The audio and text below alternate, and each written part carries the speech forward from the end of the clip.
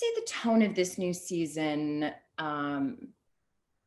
in some ways is a little lighter, and in other ways is a lot darker.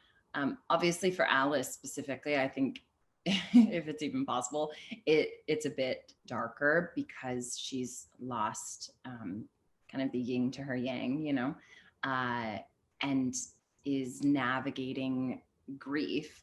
However, in other ways, it's also a little bit lighter because we are going to delve into a little bit more of Alice's backstory and the time period in which she left Cartwright's house to how she became the leader of the Wonderland Gang and the Alice that you know and love today.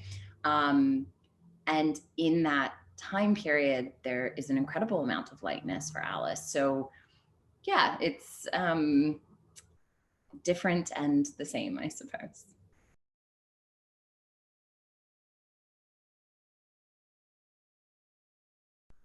Well, I think, I would say in a way, the first thing that comes to my mind is just living in a world without Kate. But of course, Alice has done that for a lot of her childhood. I definitely think Kate was in many ways the sun of Alice's universe. And the loss of that sort of leaves Alice without any gravity. And you will definitely see a bit of a tailspin. However, I also think that Alice is in, like a lot of people in a stage of grief, is in complete denial about the fact that Kate is actually dead and gone. And in true Alice form is also quite angry that she was not the one to kill her. However, in my opinion, I don't think she ever would have actually killed her. So, one of the things I really loved about Alice last season was the opportunity that I was given by the writers to really peel back the layers of the onion on this so-called villain, and give the audience an opportunity to really have empathy for her. And, I think no matter who you are, the emotion of grief, we've all been touched by it in some way. So I hope that people will continue to empathize with Alice, even though she does go a little off the deep end.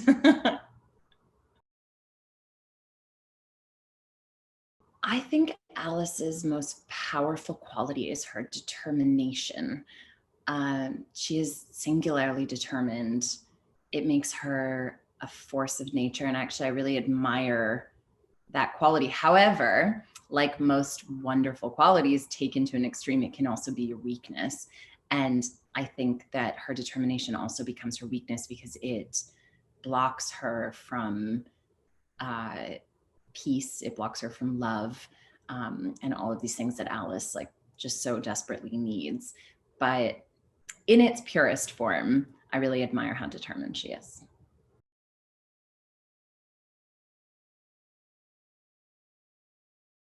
Oh my gosh, I think it's so important. And I'm really proud to be on a show that, not only has women, such wonderful representation for women on screen, because this show really does. I was so proud of what we did last year, having, an out queer female lead, a Jewish lead, character lead. But then this year having a woman of color, a queer woman of color, it's so wonderful. But then also behind the scenes, Caroline, who is our fearless leader, is also a woman, a queer woman. And that's just so awesome. And, I think for women on a whole, their stories have not been told. They act as satellites for their male counterparts.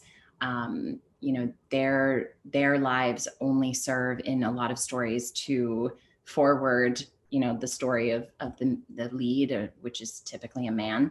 And, I think that's really discounting how I believe, our worthy of having our stories told, and we're complex and interesting and intelligent and imperfect, and all of those things are stories that I want to see, and I'm really excited to be a part of a show that isn't afraid to tell those stories.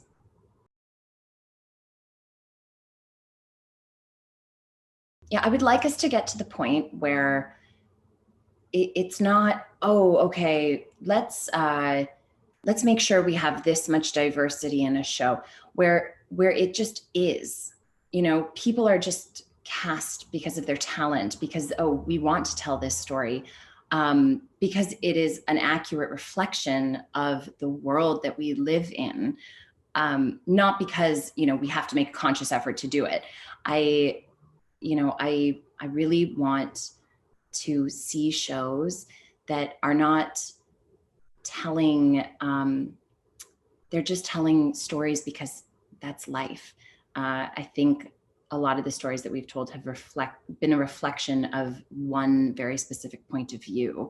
And I just want to see that like blown open, and all the stories be told and all the people be represented.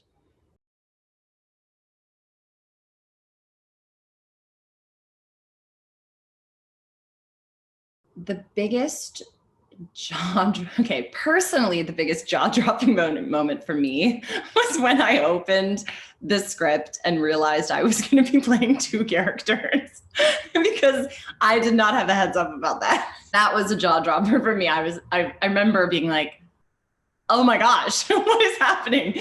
And it was such a unique challenge for me because I'd never done that before. And I was so afraid that people would not buy me as two characters, let alone in the same scene with each other. So that was quite jaw-dropping. The other really jaw-dropping moment for me was Alice killing Mouse. One, because I love Sam Littlefield so much. And I just wish I could work with him forever. He made every day at work so much fun. But also because he was, to me, Alice's anchor. And without Mouse, you know, I wasn't sure what Alice's story was going to be. So that was a pretty big moment for me. And then I think this season, the thing that will surprise audiences the most is that in Alice's story, there will be love. And that's all I can say about that. But I think that's going to be really, you're going to see a very different Alice.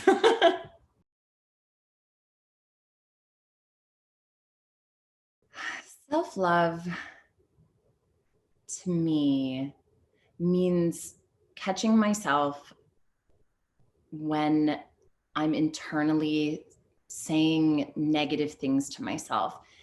You know, I think a certain amount of critical thinking of oneself is great, because you want to push yourself forward, and you know, you want to be honest with yourself about the things that you're not doing properly. But I think especially for women, we're so critical of ourselves. Like, and do you ever, you know, it's so funny that you asked me this, because just yesterday I was looking back on these photos in my iPhone, and I remember thinking, it's a couple of years ago, I remember thinking, I don't want to post these photos on Instagram because I look terrible. That's what I thought. And I didn't post them on social media. And I was looking at them yesterday and I thought, what was I thinking? I looked amazing. I was like, can I post these now? And, you know, it was just a real reminder for me to embrace where I'm at, to love the person that I am right now. Because even if it's just for my future self, you know, yeah, I think you really have to check your negative self-talk. That's self-care for me. I do not actually. Well, COVID's presented an interesting challenge for all of us because we're quarantined in Canada, and we're actually quarantined to this project. So unless you did it before, you're not doing it now. So no, really just Batwoman. It keeps me quite busy. I am a visual artist though, and I'm releasing a new series of paintings in the spring. So that is what I love to do on the side. The best social media platform for fans to follow me on is definitely Instagram. While I see the pitfalls of Instagram, I really do love it. I love beautiful photos. I love expressing myself on Instagram. And I've been really fortunate to have such a beautiful community of positive, lovely people on that social media platform. I also have Twitter. However, I'm not very good with Twitter, I have to admit. But those are actually the only two social medias that I have. Anything else, my mom actually told me, this was maybe about a year ago. She was like, oh, look, I love what you posted on Facebook. I was like, not me. Not me. Yeah.